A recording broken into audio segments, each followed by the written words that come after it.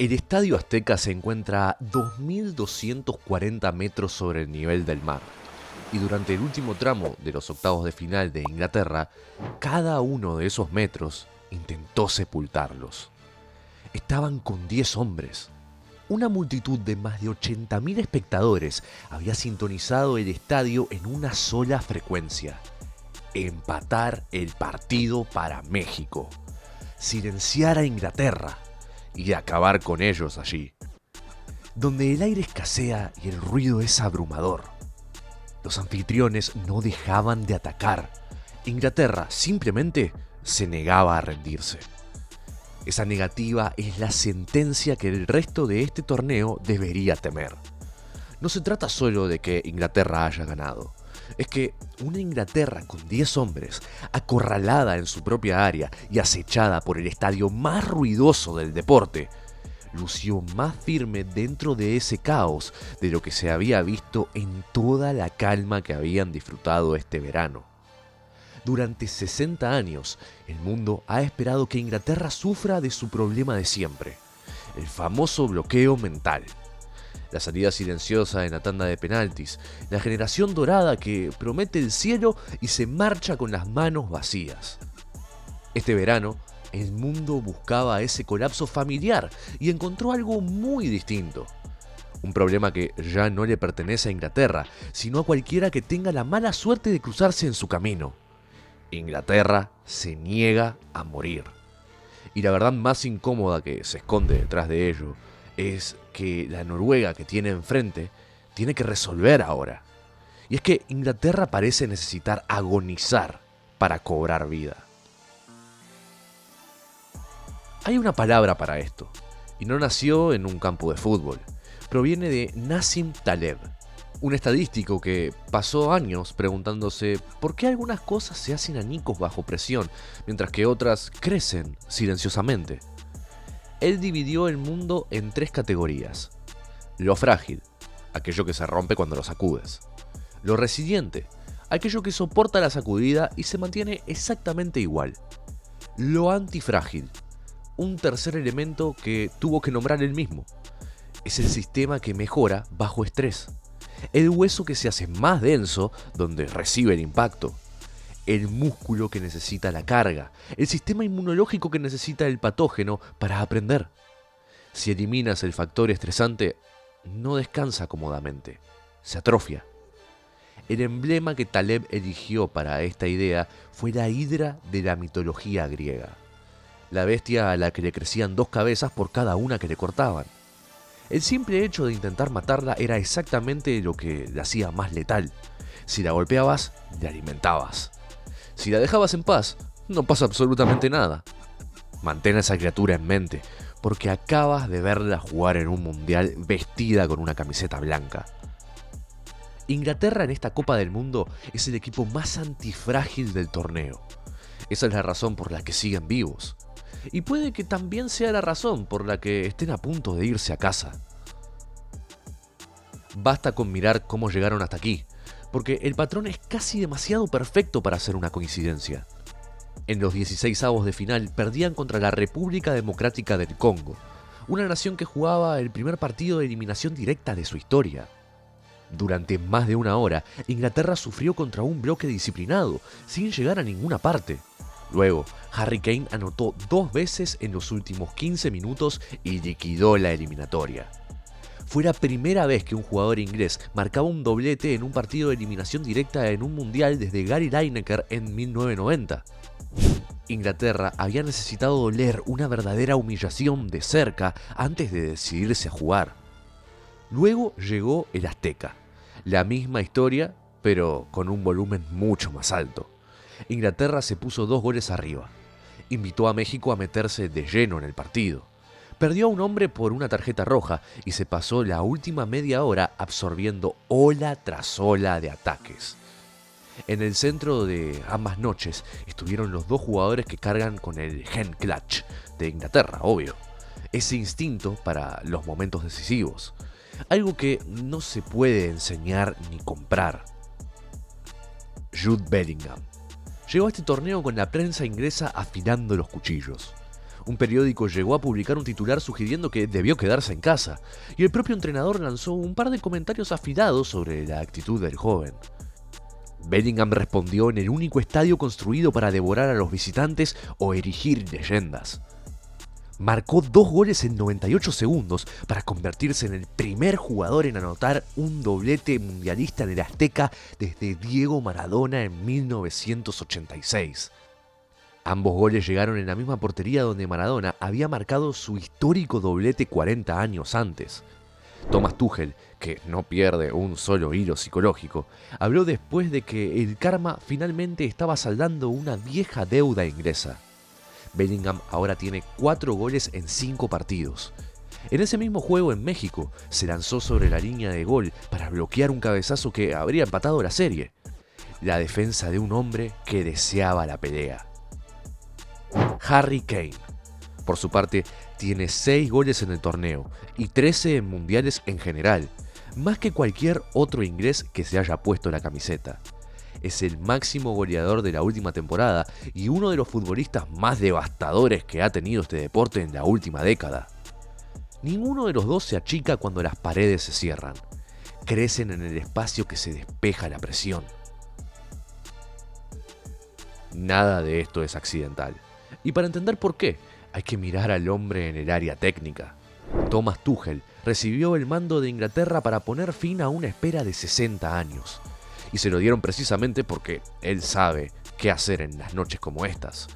Es uno de los pocos entrenadores en la historia del deporte que ha llevado a 2 clubes diferentes a una final de Champions League. Ha ganado 15 de sus 30 partidos de eliminación directa en la Champions y en 2021 entró al partido más importante del fútbol de clubes y superó tácticamente a Pep Guardiola para ganarlo. Este es un entrenador que mantuvo la compostura en una noche en la que el autobús de su propio equipo fue atacado con explosivos. El caos no lo inquieta, el caos es su lengua materna y ha reunido a una selección inglesa que lo habla con fluidez. También ha armado un equipo con una profundidad envidiable. Cuando Inglaterra necesitó ser rescatada contra el Congo, el salvavidas vino desde el banquillo. Anthony Gordon, recién fichado por el Barcelona, entregó la asistencia para los 2 goles de Kane. A esto se le suman Declan Rice, el motor que permite que la antifragilidad funcione bajo carga. En el Arsenal se reinventó como una verdadera arma a balón parado, y contra el Congo, con las opciones de lateral derecho mermadas por las lesiones, incluso cubrió esa posición. El argumento a favor de Inglaterra es genuinamente aterrador, pero la antifragilidad siempre pasa factura, e Inglaterra aún no ha tenido que pagarla. Aquí está el defecto oculto dentro de la fortaleza, un sistema que solo se enciende bajo estrés y tiene un estado de fallo completamente predecible, y su nombre es la calma.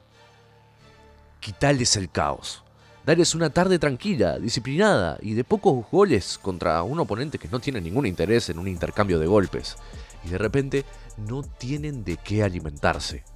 Ya lo hemos visto exactamente cómo luce eso. Contra Ghana, Inglaterra tuvo el 79% de la posesión y no pudo marcar un gol.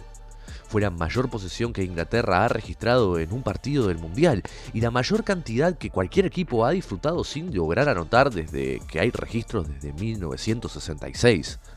No había ningún asedio al que sobrevivir, ningún gol tempranero para enfurecerlos, ninguna tarjeta roja para concentrar sus mentes.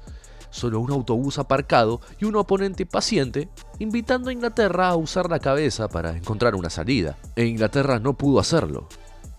Ese es el verdadero problema de Inglaterra en el torneo. Pedir a este equipo que sobreviva y son casi imparables. Pedirles que resuelvan, que desarmen a un equipo que simplemente se niega a abrirse y la máquina se atasca. Hay otra grieta junto a esta. En transiciones abiertas, Inglaterra es vulnerable. El Congo los partió en 2 en solo 7 minutos con un solo cambio de juego. Croacia, en un partido que Inglaterra ganó 4-2, logró anotarles 2 goles. La resiliencia es real, también lo es la fragilidad. Simplemente eligen noches diferentes para aparecer. Aquí es donde la sombra cae sobre Tuchel y por qué su lista de convocados confiesa silenciosamente lo que estaba pensando. Dejó a Cole Palmer en casa, dejó a Phil Foden en casa, dejó a Trent Alexander-Arnold en casa. Fue descrito como la convocatoria de Inglaterra más impactante desde 1998. La defensa de Tuchel fue tajante. Los torneos los ganan los equipos y no las colecciones de 26 individuos más talentosos. Es una filosofía defendible justo hasta la noche en que Inglaterra choca contra un bloque bajo y necesita a un solo jugador capaz de conjurar un gol en una habitación cerrada, que es el don preciso por el que existen Palmer y Foden. Tuchel ha apostado todo a un torneo por un equipo que prospera en el fuego. La apuesta solo falla si alguien se niega a encender la primera chispa. Lo que nos lleva a Noruega y al giro más extraño de toda la historia. El rival de Inglaterra en cuartos de final no es un autobús aparcado. Noruega acaba de echar del mundial al pentacampeón Brasil y firmó su salida más temprana desde 1990 a lomos de un doblete tardío de Erling Haaland. Haaland ahora tiene 7 goles, solo detrás de Lionel Messi y Kylian Mbappé en la cima del torneo. Su capitán es Martin Odegaard, quien pasa su vida en el club orquestando al Arsenal junto a Rice y Bukayo Saka. Por lo tanto, conoce la columna vertebral de esta Inglaterra como nadie. Detrás de él, el veterano portero Ørjan Nyland tuvo la noche de su carrera contra Brasil. No son una cenicienta que llegó de casualidad a los cuartos de final. Van a entrar al campo a atacar a Inglaterra. Lo convertirán en una pelea. En la superficie, ese es el caos exacto por el que Inglaterra ha estado pidiendo. La guerra abierta y sin aliento, de área a área, motivo del cual su antifragilidad fue diseñada. Pero Haaland es una especie de factor estresante completamente diferente. Un bloque bajo mata a Inglaterra de aburrimiento lentamente durante 90 pacientes minutos. Haaland termina las cosas en un latido.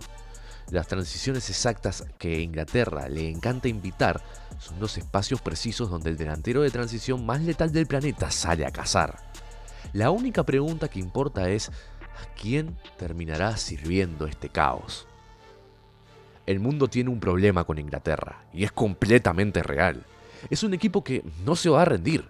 Han levantado una y otra vez por 2 jugadores en el mejor momento de sus vidas y un entrenador que ha pasado toda su carrera dominando estas noches precisas.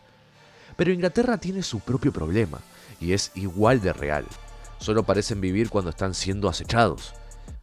Quita el asedio, la expulsión, el veneno en las gradas y lo que queda es el mismo equipo que no pudo vencer a un autobús aparcado mientras tenía el 79% de la posesión de la pelota.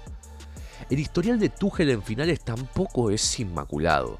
Perdió finales de Champions, FA Cup y copas domésticas. La antifragilidad puede llevar a un equipo muy lejos en un torneo de eliminación directa. Podría incluso llevar a su primer trofeo en 60 años.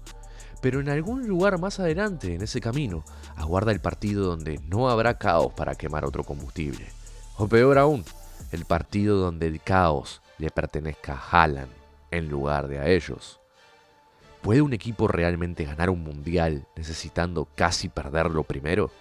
¿O eventualmente llega la noche en que Inglaterra no puede sobrevivir, y precisamente porque sobrevivir es lo único que se han enseñado a hacer?